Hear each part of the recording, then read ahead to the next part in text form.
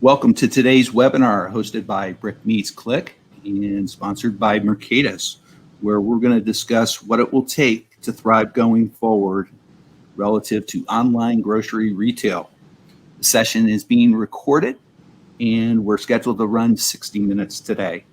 If you have questions through the session, we'd ask that you please just go ahead and type those into the Q&A tab and submit those.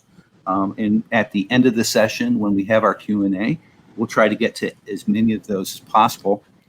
If we don't get to yours, our promise to you is that we'll follow up with you offline via email with a response to the question as best as possible. Lastly, we do have a short 5-question survey at the end. Simply take 30 seconds or less, all close-ended, yes, no, maybe so.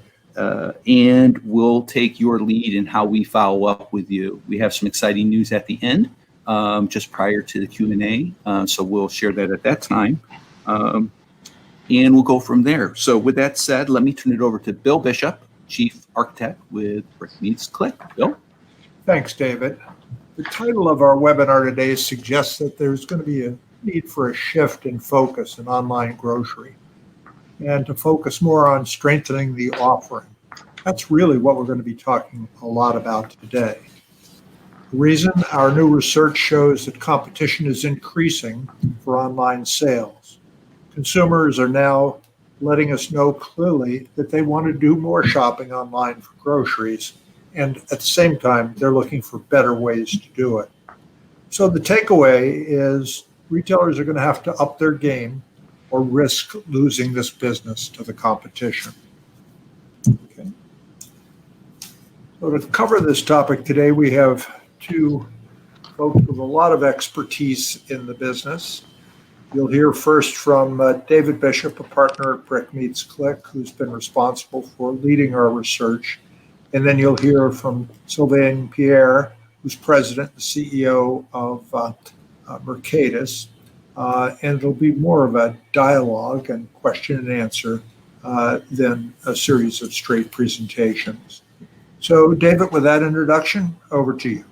Great, thanks, Bill, I appreciate that.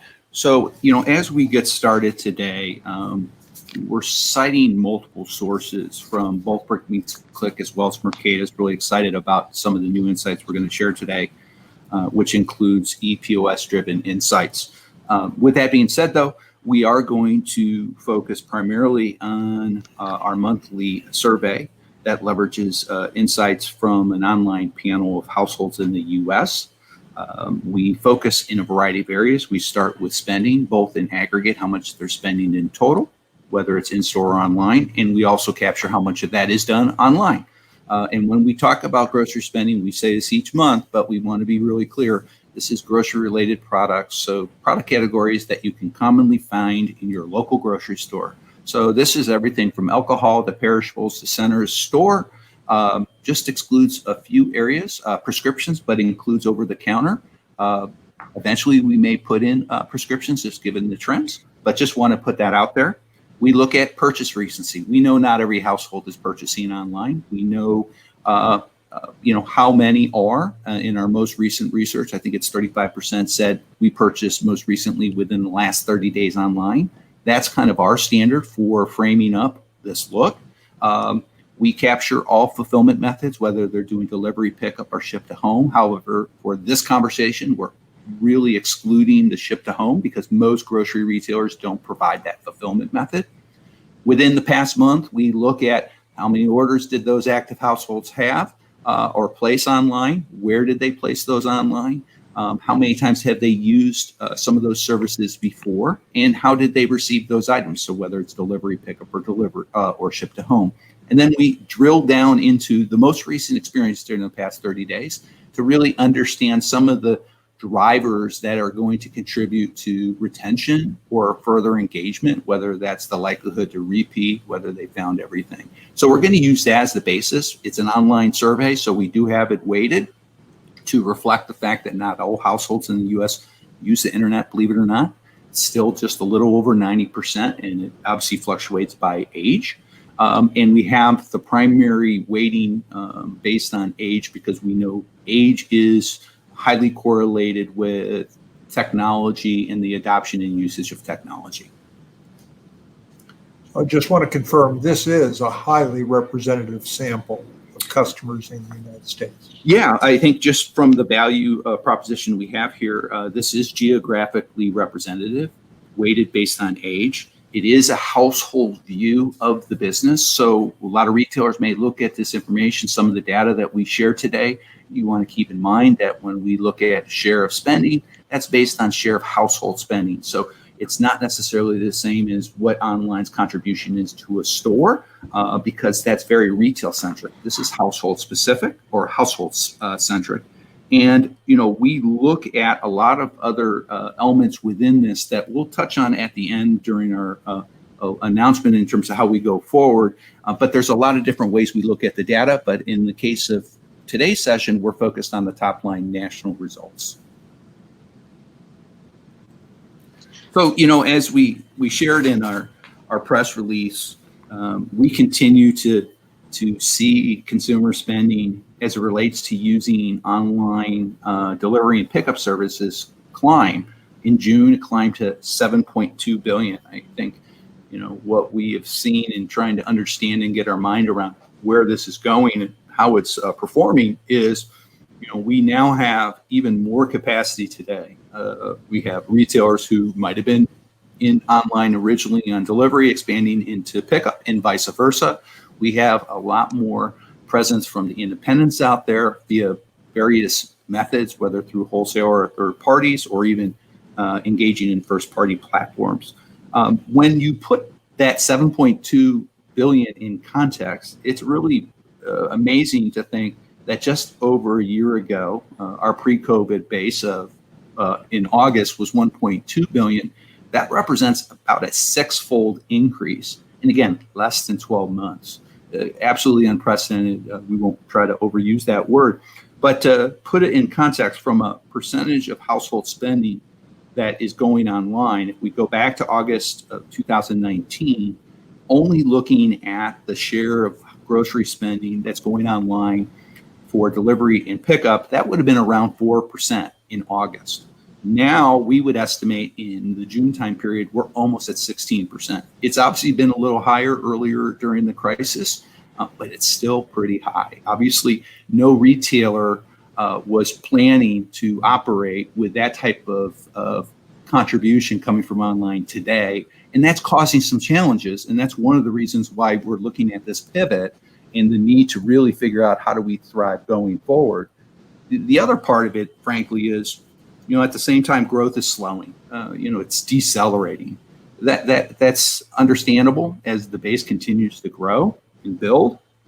But it also signifies that growing going forward, at least in this case on a month-over-month basis, which is what the chart represents, is going to become more challenging and costly. It's going to become more challenging because there's simply more choices out there competing for those dollars across all the channels today.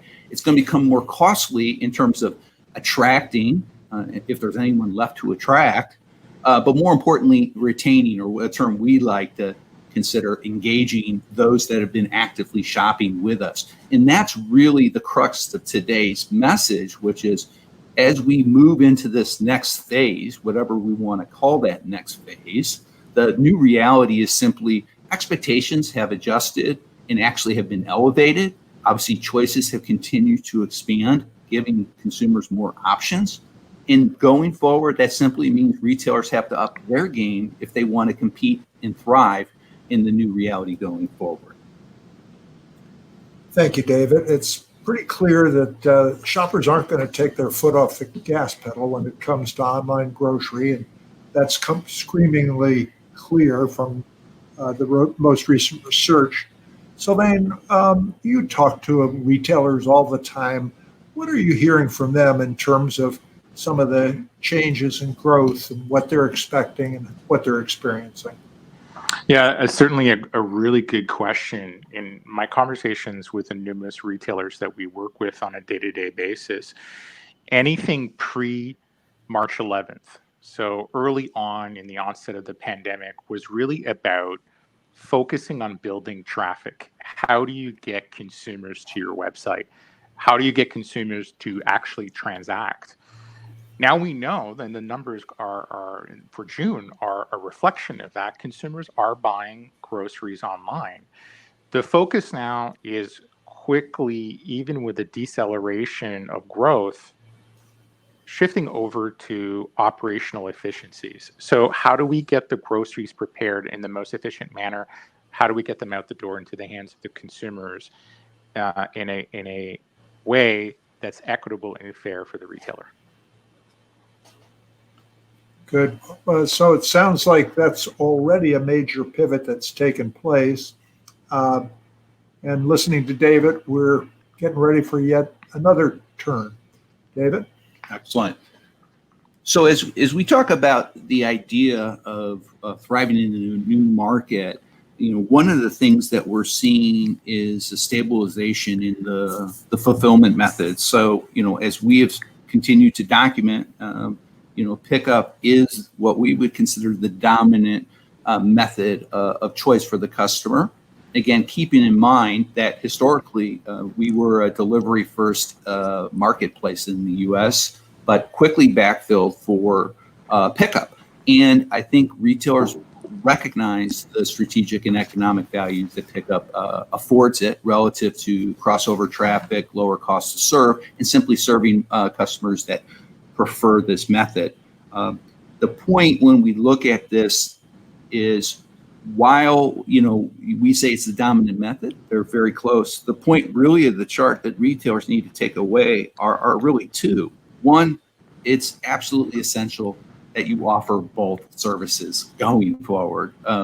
We know from our research specifically with retailers, Bill, that when we look at household transactional data at an account level, a banner level, less than 10% of households who are shopping online with a conventional grocer are using both delivery and pickup. And that's for retailers that offer both. So clearly, there are very strong personal preferences for one or the other. They attract different audiences, as we've talked about in previous episodes. The other is, if we recognize that online in a simplified fashion involves three components: ordering through a platform, fulfilling, which is for the customer waiting for the order, and then receiving, which could either take the form of being delivered to the home or picked up at the store, that the difference between delivery and pickup really is in how consumers receive that order. And given that pickup really has some strategic and economic benefits for the retailer, we wanted to share an example of an experience we just had, in this case, with a mass retailer. It's Target. So let me go ahead and roll that tape here, and then I'll provide a little voiceover as we go through it. Here we go. So as I'm driving up there, I already tripped the geofence 10 to 15 seconds before that started. By the time I pull in, the Target alert system has already been running for 24 to 30 seconds. But this is when the customer perceives their wait time. Just wait and see how fast, boom, there's the shopper. That was about 10 to 15 seconds from the point I pulled up. Now that's important because a lot of retailers up till today relied on someone having to pull out their phone and call a number or text a number or push a call box. And that involves friction. Here, since I used the geolocation services, it tripped it saying I was here, but it did it before I was even there, giving them a head start. But what you notice is this person, I counted the steps, it's taking 50 steps, it's about 30 seconds additional. But by the time they get to the car, I'm at 45 to 60 seconds. And ultimately, they delivered against their internal target. Target has an internal goal of delivering orders within 2 minutes. They did that. They hit it and actually beat it slightly. But from the customer standpoint, if I timed it simply from when I pulled up and would have alerted them, they really blew it out of the door. It was between 60 and 90 seconds. I'm giving a wide band there just to illustrate the point. But if anyone in a grocery store had a similar experience where 15 seconds after pulling up would see someone coming out, that's great. What you did notice was I waited 30 seconds for that person to walk over there. So clearly there's operational things that retailers are going to keep in mind, like moving that pickup point as close to the front door as possible, or relocating it to remove the number of steps that are required. So yeah, Bill, go ahead. Yeah. So I know myself, and I've certainly heard some stories about some very long waits for pickup. So then what are you hearing in terms of waits, and more importantly, what do you see retailers doing to cut that wait time? Yeah, I will tell you that during the pandemic, and I really appreciate the video that David showed. It's a really good example of what can be accomplished with the right technology and certainly the right metrics. Some of the horror stories are as long as an hour, where consumers will drive up to a store, they will park in a designated spot, they will text a specific phone number to request their order be brought out, and the order hasn't even started to be picked. And unfortunately, they get quite frustrated. And even then, when the order does come out, it's not complete because of product substitution and lack of availability of certain products. The reality is retailers today, what they are focusing on is certainly looking at how do they stage their orders, how do they efficiently bring them out to a vehicle in a rapid manner that ultimately meets the goals and the satisfaction of the customers. But more so, in my conversations with retailers, they're now starting to understand and lay out key performance indicators and look at the ergonomics of order preparation and delivery. So I think there's, again, and just supports this mass transformation change that's happening in the industry. So as you think about the sort of workflow and ergonomic changes, anything specific catch your attention? I know that is a pretty detailed question, but wanted to be sure we didn't miss it if something was on your mind that you thought you'd share or could. Yeah, absolutely. So it really starts off, where do you park in the parking lot? Where do you wait? How many steps does an associate have to take from where they're coming from? What kind of cart are they using? How are they picking? How are they packing the orders?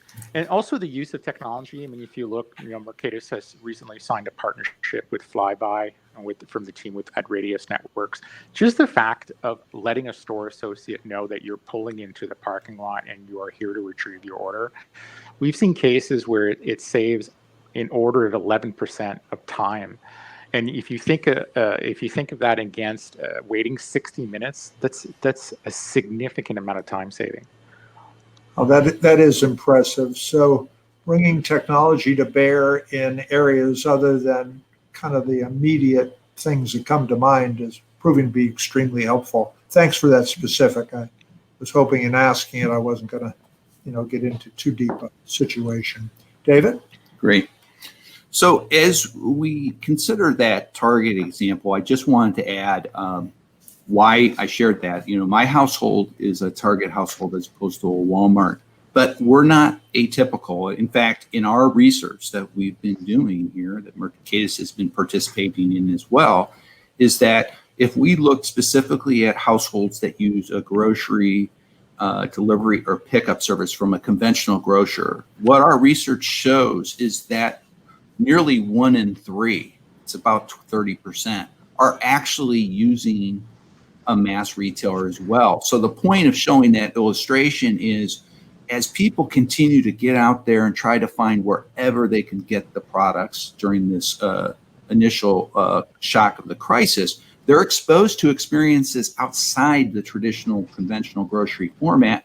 And as a result, that has an impact or an effect on the expectations that they're going to bring when they come into a conventional grocer's parking lot or use their home delivery service. It's inescapable. So as we look at the satisfaction and the stickiness of these services in terms of the value that they're generating, one way we look at it is a metric that measures the likelihood to use a specific service again. And what we can see is, that repeat intent is continuing to improve, albeit at a very slow rate. It was about 1 percentage point gain on a month-over-month basis if you looked at June versus May. And again, we also are showing here the difference in those satisfaction or likelihood to repeat rates based on whether you are considered a first timer or someone who's used the system 4 or more times. Now, in the case of Target, based on our definition, I would have been classified as a first timer because we said, how many times have you used that specific service within the last 90 days? And the last time I used Target Drive Up was in December. So I would have been classified here. Now, as we look at that, we know that the pickup or the fulfillment to the door, if it was delivery, is just one of the 3 major components. We know that there are other factors as we look at. So if we look at the 3 on the left-hand side, in relation to my recent experience, albeit anecdotal, did I find everything I wanted to buy? Absolutely. I give them an A for that. Their mobile ordering platform, very easy to use, very intuitive. Just want to check, we're grading your experience with Target right now as a competitor or as a source. As a comparison. Yep. To help people understand what's going to affect my likelihood to use again. So Yep. I would have absolutely no qualms using Target again based on ability to find what I want. They have had some changes to their platform. It used to be you would have a toggle switch on or off to only show in-stock products. Now they've taken that away and replaced it with the ability to toggle on whether you're coming for pickup, whether you're having an order delivered, or whether you're ordering something for ship to home. So it would only show the appropriate relevant items that are eligible for that, which is great. In my case, the store I was shopping was now able to pick and provide to me for Drive Up fresh and refrigerated products, which is an enhancement to Target's rollout of their online.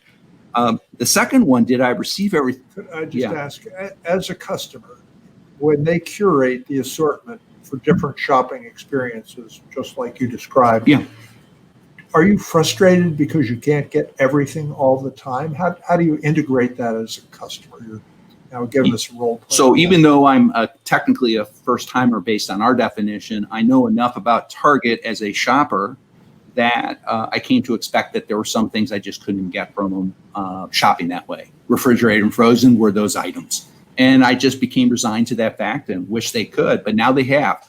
But to the second point, did I receive everything? Unfortunately, here's where they would get, I'll be generous with them, a passing grade, maybe a C. I ordered 22 items, I received 12. Now that seems shocking. 9 items out of stock is a over 40% out of stock rate. But one of the items that was out of stock, I had ordered multiple quantities. I had 2, and I got 1 of the 2.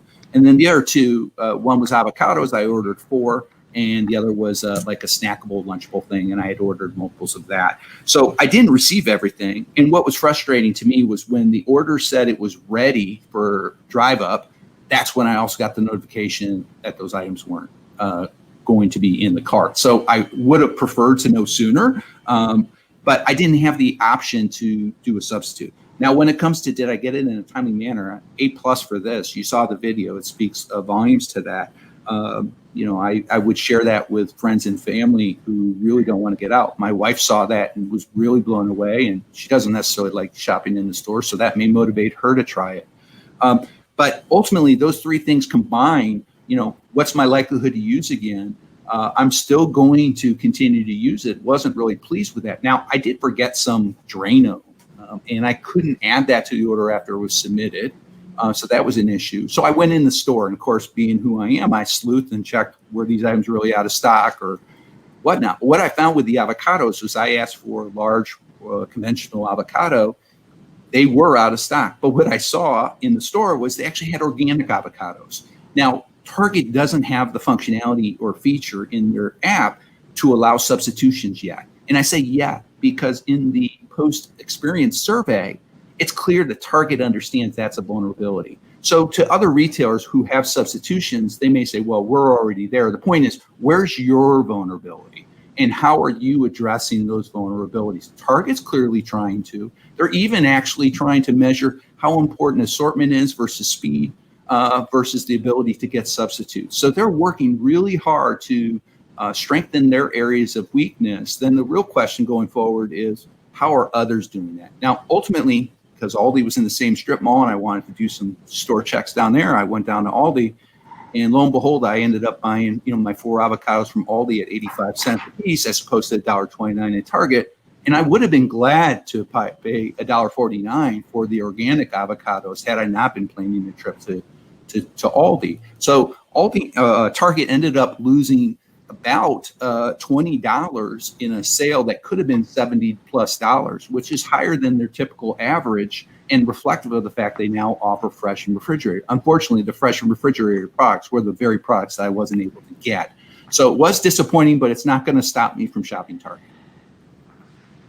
So now we can understand what's frustrating David in terms of grocery shopping, at least at Target. Sylvain, what are you hearing in terms of the top frustration that customers are expressing relative to online grocery? Yeah, so interestingly enough, David's frustration are very much aligned with what we're hearing from consumers out there. And we have some recent research that we're wrapping up right now. And one of the top things that customers are not happy about is the lack of insight and visibility into real-time product availability. I mean, luckily, outside of Target, and I'd stretch even, I think, to a certain extent, Walmart, majority of retailers offer substitution, but still there's this need for consumers that really want to see what's truly available from the store that they're ordering or from the central depot that they're ordering from. Now, there's no magic, there's no silver bullet to solve this problem, but there are things that a retailer can do. Do you want to? Yeah, I just pulled up the survey, and again, I was sharing this to make a point, and the point is, even though we're highlighting what Target's doing well or maybe needs to improve, the point is they're working on these things, and they're already doing an exceptional job in many areas. And we recognize that within the flow of the experience, there are different things that could contribute to why someone does not repeat. And that's the key, is how do we keep someone engaged so they continue to come back? But, Target knows the substitutions is a challenge for them. So their question is, if it happens, how would you like Target to handle that situation going forward? And they give you the option of helping them understand whether you want a Target member to make a substitute or just cancel the item. So they're currently investigating how to improve a platform that already is very good. However, it's not perfect, and perfect is an illusion that we can never really attain, because the expectations are going to continue to increase, and customers are very demanding. So I think it's just illustrative of the constant challenge of trying to stay one step ahead of your competitor, because that's ultimately how you win. Well, that's great competitive intelligence. Appreciate it. What's next, David? All right. So what's the value of keeping that customer engaged? We don't like the term retention, because retention is really linked to a subscription or contractual agreements. And what we know on a month-to-month basis is that the active shopper base for grocers tends to lapse in and out, at least prior to COVID. So the purchase frequency wasn't always monthly.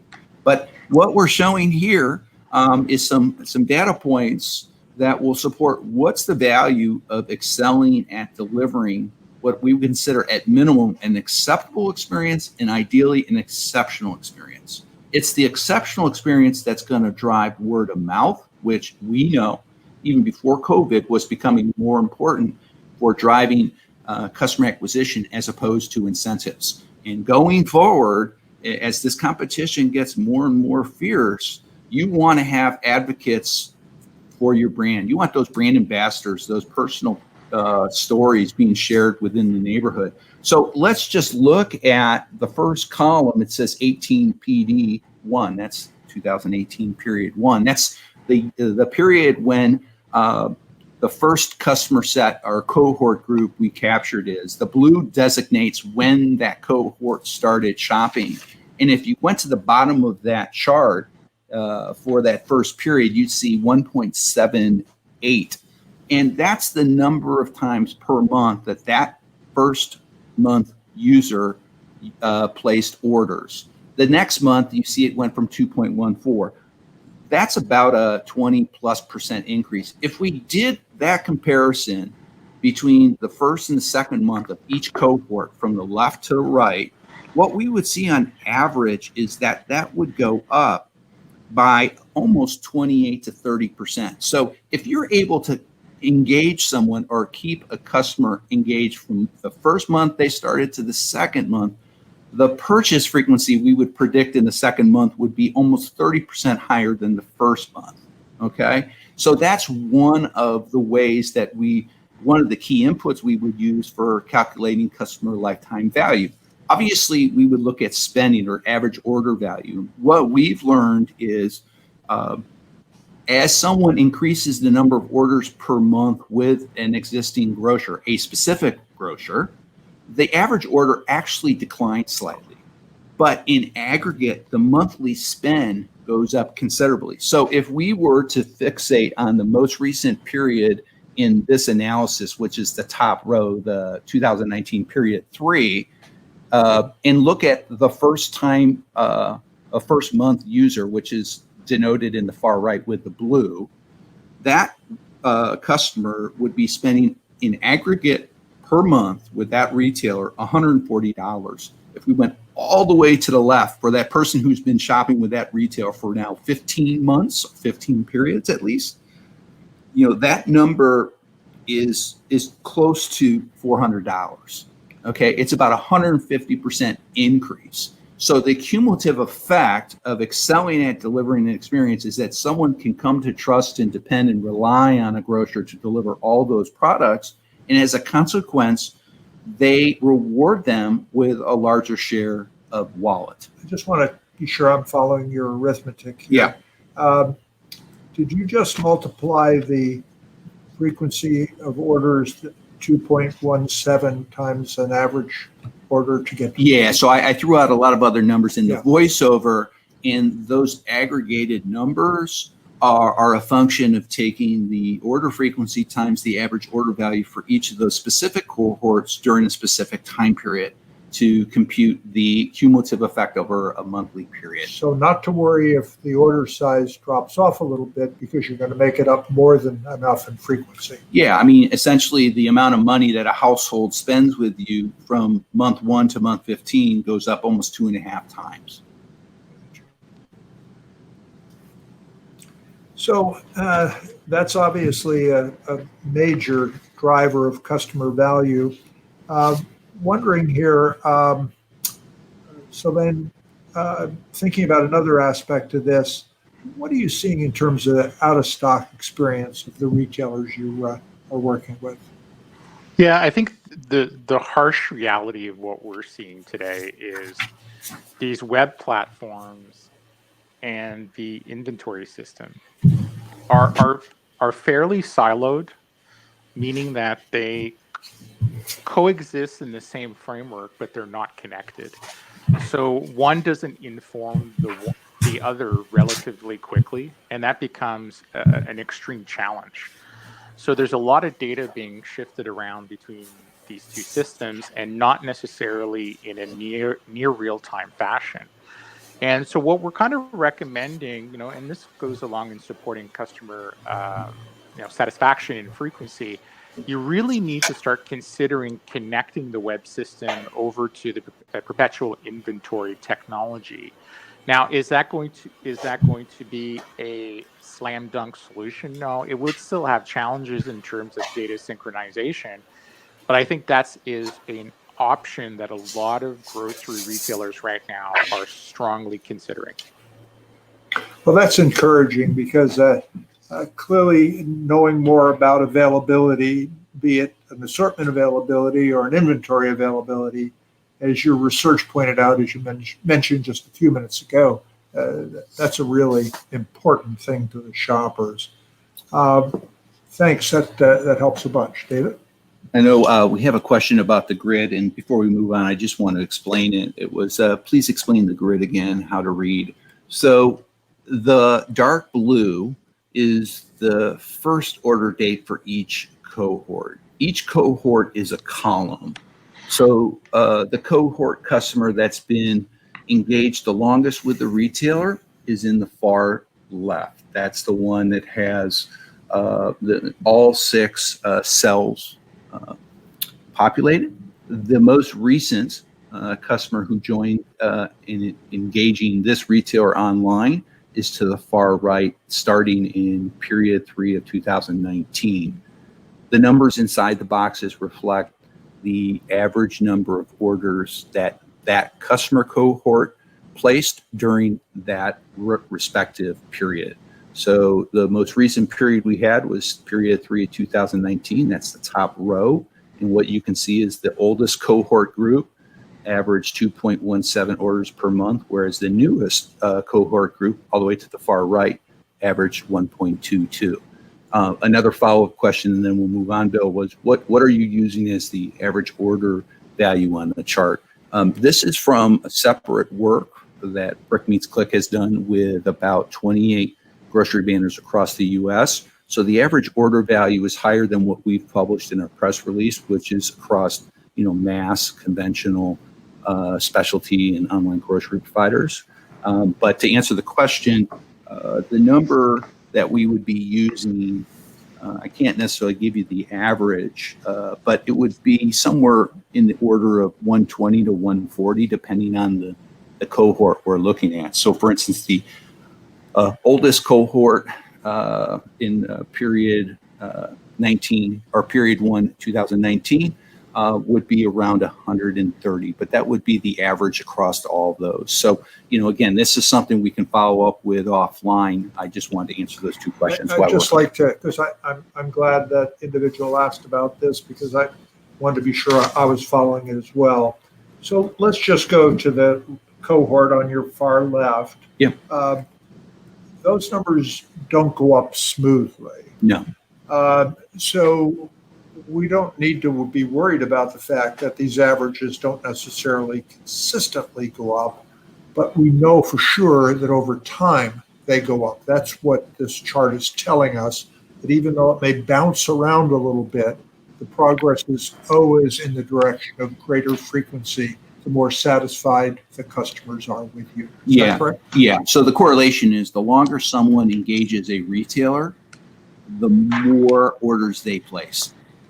Hence, you can infer they're satisfied with that experience. It does go up. And the other point I would just add is it does kind of level off. This was pre-COVID, this was done. So it's important to note that, we reached a plateau that might have been around 2.2 orders on average per month. That's 1 every 2 weeks. Obviously, with COVID, we could see that go up a little further, although, we haven't gotten there in aggregate on our survey. But the reason why that's important is most people who live and breathe retail, as you do, Bill, know that if we just looked at the physical store, over 50% of all trips inside of a physical store are for what we consider quick trips, which are transactions with 5 or fewer items. When we go to online, and a lot of people talk about the value of the basket, it's simply reflecting a different trip mission. That is the stock up, regular routine pantry fill. That is much larger. In the traditional sense, if we were looking at trips into the store, that would represent less than 20% of the trips, but represent, close to 2/3 of the sales. So what we're seeing is the transfer of that weekly stock up or pantry fill-in trip from the store to online, regardless of how it's fulfilled. And that makes a lot of sense, because what it's saying is the customer is just getting more comfortable with the whole process of shopping online. So as a consequence, it isn't the big event only. It's a series of events depending on what the situation is. Yeah, and what we see also is the perishable department's over-index relative to its contribution online. If we were look at its share of sales of total sales online versus in store, and that's because the center store is leaking to the price value players online. So if someone is shopping online, they're more likely going to a hard discounter or a mass discounter for those center store items, because that's where there's a price value for doing so. But as a consequence, those conventional grocers or specialty grocers are benefiting with higher margin perishable products that are boosting their gross profit dollars per transaction as a consequence. That's a really nice interplay. Thank you. Yeah. All right. So moving on, I think we're back on track.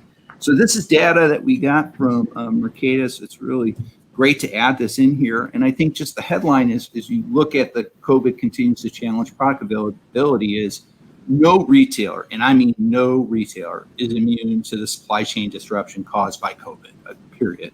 But when we look at data and the performance metrics provided by Mercatus for some of their retail customers, we can really see how disruptive that has been and what that means in terms of lost sales opportunity. So here on the left, we're looking at item voids. And to be really clear here, item voids are a subset of out of stocks. That is an item that a customer ordered, wasn't available, but now the retailer isn't able to find an acceptable alternative. It may be it's an extremely unique item and there are no acceptable alternatives, or it could be that in the ordering process, the customer said, I'm not willing to accept anything other than this. So that's what an item void is. It is an item that was ordered at the time of checkout by the customer that isn't in the cart or in the bag physically when that customer receives his or her order. And what you can see across the banners in the blue is kind of the pre-COVID period, January and February, where the median, so half above, half below, was about 4.5% of all items ordered were left, out of the basket. When we got to the intra-COVID period here defined as March 11th through April 30th, the thing, almost tripled. It went to 12%. And then kind of I don't want to say post-COVID, but the new reality as we start to settle down is, yes, it's improving, but we still have room for improvement to get back to pre-COVID levels as it's still at 6.6%. So that's very disruptive. As you looked at my personal experience most recently, and it's really not fair to single out a retailer based on one experience, but I had 40% of the items missing. Obviously, if we looked at a broader cross-section of orders, Target would do much better than that. But as we look at that, brands, CPG companies in particular, need to be aware that item voids aren't the only thing that they should be concerned about. So as we look at this comes from Brick Meets Click research that we did with dozens of grocery retailers. Is if we look at 100 items ordered, we just want to do this to simplify the illustration. 9 out of those 100 items would be out of stock. Okay? This is pre-COVID, by the way. Of those 9 that were out of stock, 6 had items substituted for it. So the retailer doesn't forfeit a sale. They still put something in the basket. However, if we look at the 6 items that are substituted, the brand needs to recognize, whoa, 2 of those went to a different brand. You've been a competitor, so I just lost sales right there. Retailer didn't lose sales. The brand lost sales. What the retailer is really focused on, understandably, is of the 9 that were out of stock, 3 were item void. So that's a 3% rate. So you can see our 3% rate is actually not that different than the median that we have from Mercatus. Again, slightly different time periods, different retailers. So you can't make this apples to apples comparison. But the point is retailers are obviously focused on delivering products to the customer and ideally exactly the items that they wanted, at minimum something, so they don't lose the sale. Now, if we went back to the Mercatus chart, those numbers would translate to lost sales in the pre-COVID period of maybe 5%. During the intra period, the March to April time period, that would be almost 14%. And then that new reality where we're still competing is almost 8%. So again, that's a sizable amount. In our work, our numbers would say, it could be anywhere from, 1% to 6%. And that was pre-COVID. So again, very retail specific. And the issue is not just, substitutions, it's the substitution practices and policies as we can talk about. Thank you, David.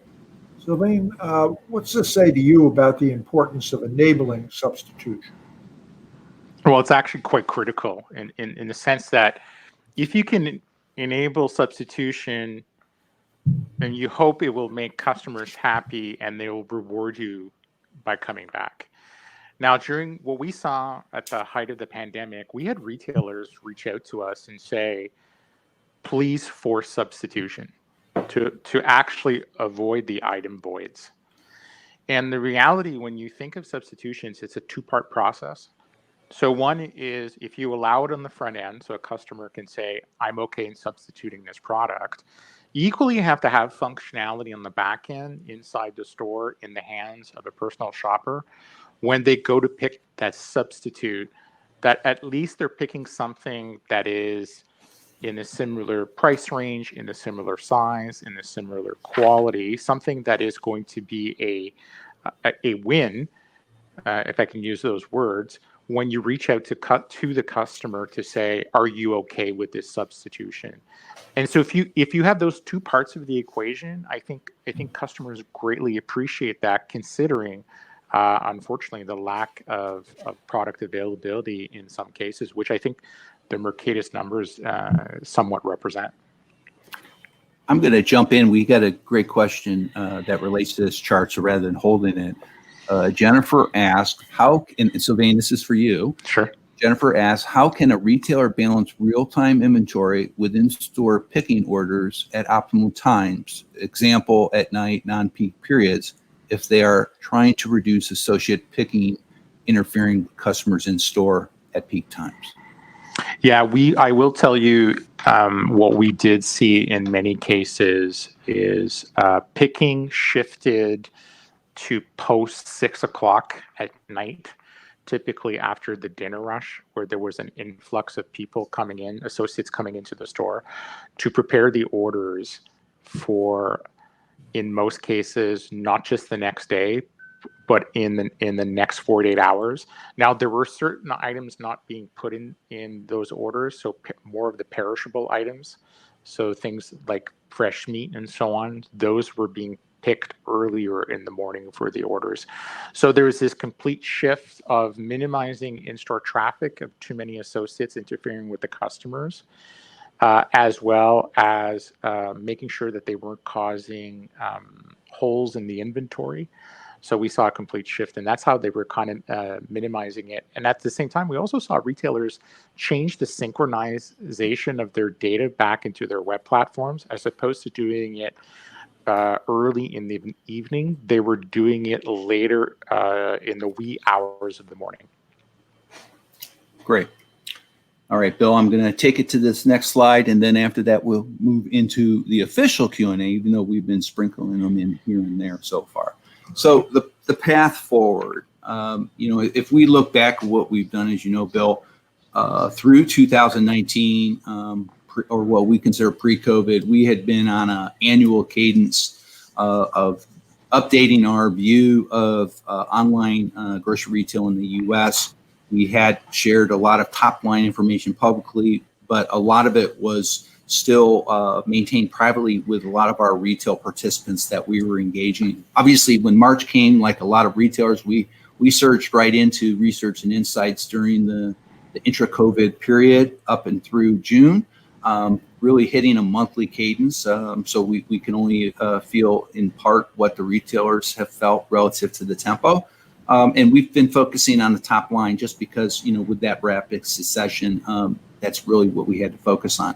But as we go forward, starting with August 1st, we're going to be shifting to a quarterly process. We kind of view this as retail's new reality. I mean, people say new normal, but this is just the new reality. We have to face it, we need to embrace it, and we need to prepare for it because we're living it today.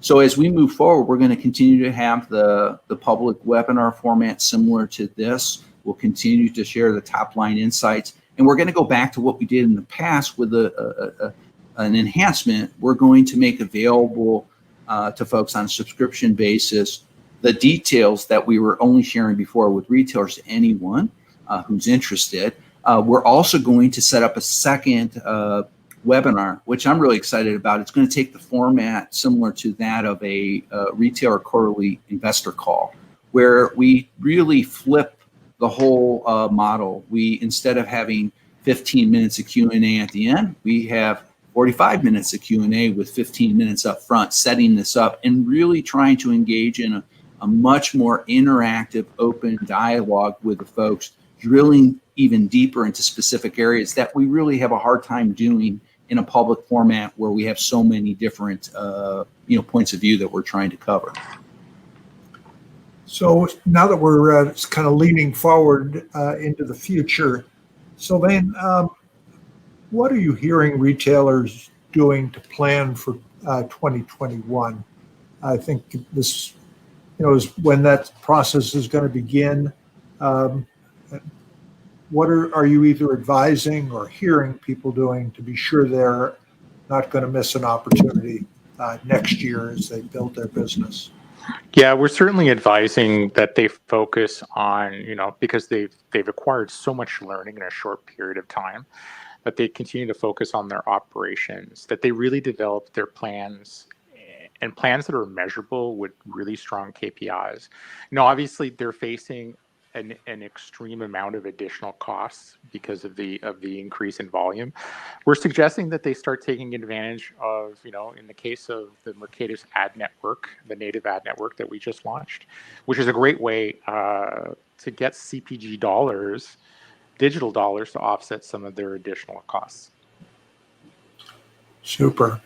And David, sort of building on where Sylvain was taking us, it's going to take additional resources to do some of the things you've been calling out. What are you thinking, retailer? Where should they be looking to get those additional dollars to up their game? Well, just a little plug for 2 blogs that I recently authored and Mercatus has published on their site. There are a few areas that are opportunities hidden in plain sight, as I like to say. One is around revisiting the pricing paradigm online. There are very good reasons why retailers have an opportunity to adjust their pricing strategy online to drive incremental gross profit dollars to help support the investments that they're making. There's no question that they need that. The other one really goes to some of the other opportunities. We have some self-subsidizing efficiency programs around pick and pack. We've reported on those before, and we've had ShopperKit sponsor earlier ones. That's a great example where it not only covers the cost, it pays a dividend for that.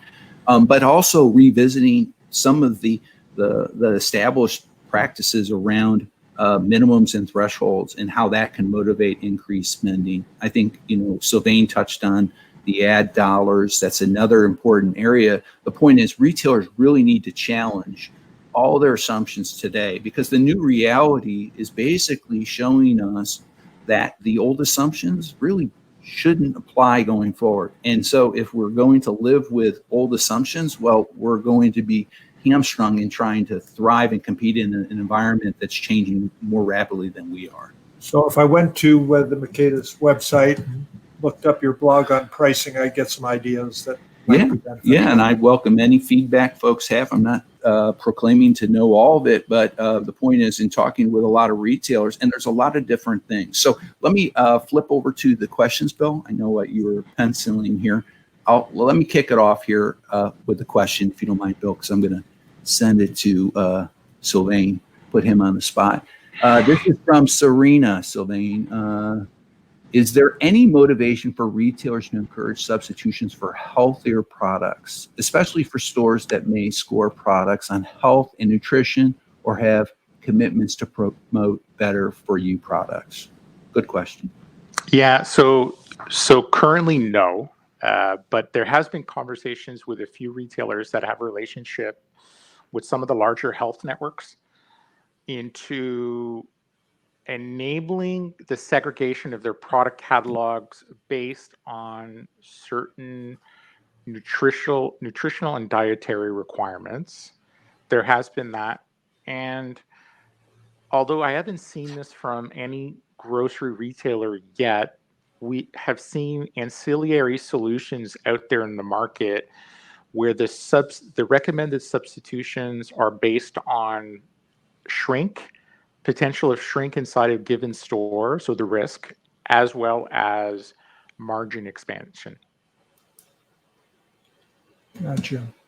I want to sort of go to something contemporary. We have a question about Amazon and their new cart, which is ostensibly going to be part of their new grocery store. And the question really is, what role will that cart play? And this is sort of a way to duck through and duck out of the store without having to go through the normal checkout. Is there an interrelationship likely in Amazon's thinking between that cart, the data collected in that cart, and what they do with it over time to inform their business and maybe personalize their business more? Of course, this is a spontaneous question, so I don't know whether either David or Sylvain. Yeah, maybe I'll just add, and then again, I'll put Sylvain on the hot seat. Okay.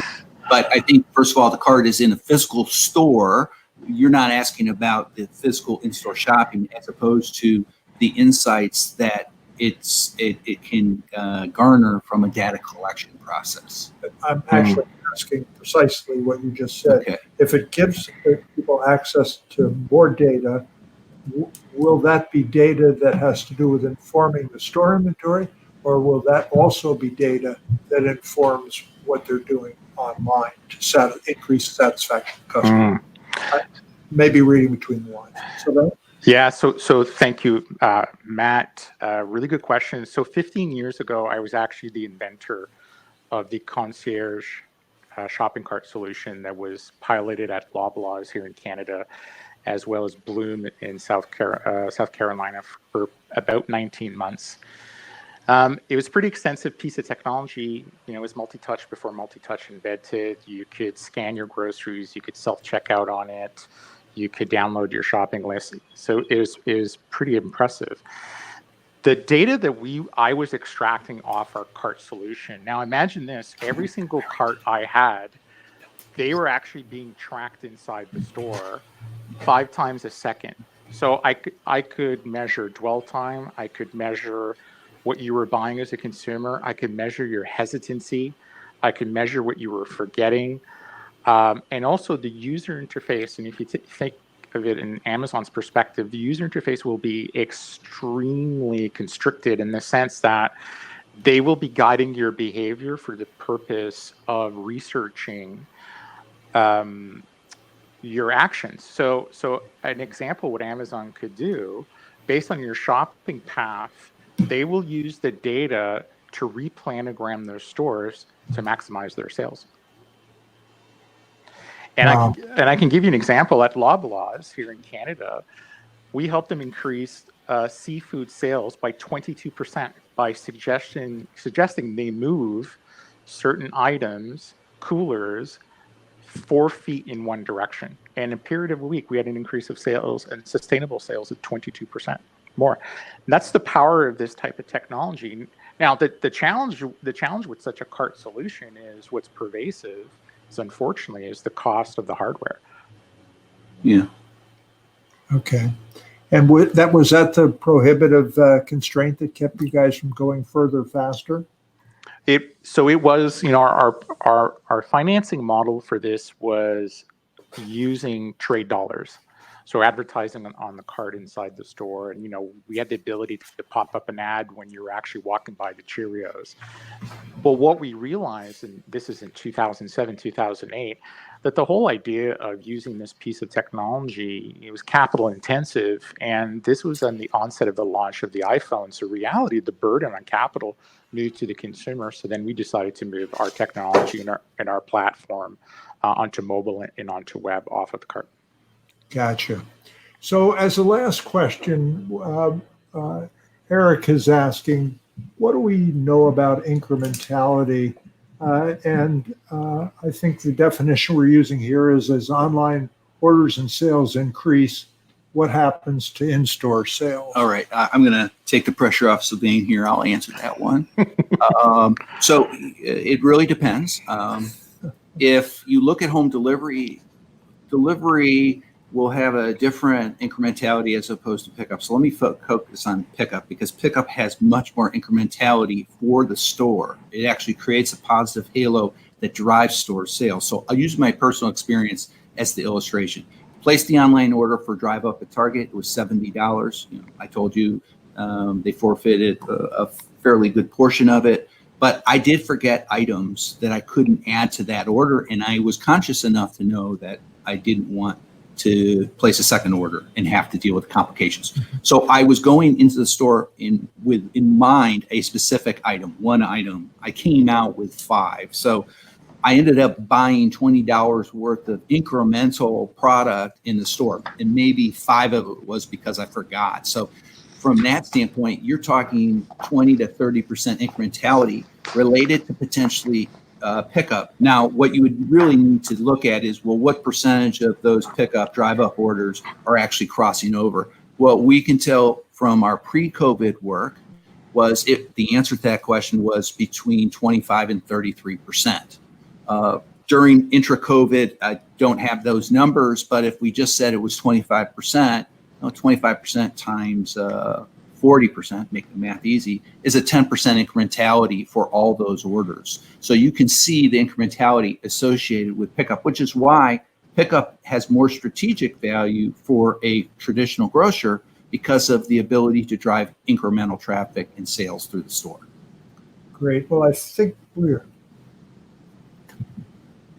The time, Bill. Yeah, that's what I was Good. We're live, so you got to wrap it up. Okay. We just went 1 minute over. Thank you very much. And we will respond. There are a number of questions that haven't been responded to. We're going to go ahead and respond to those one-on-one email ones. Right. And just one final reminder, once we click end the webinar, you should see a survey, 5 quick questions, 30 seconds or less. Answer those, and we'll follow up with you accordingly. Otherwise, Sylvain, thank you so much for your time. We want to appreciate all the insights and support that you and Mercatus have given us. So thank you. Absolutely. And we want to thank everyone for attending today, and have a great rest of the day.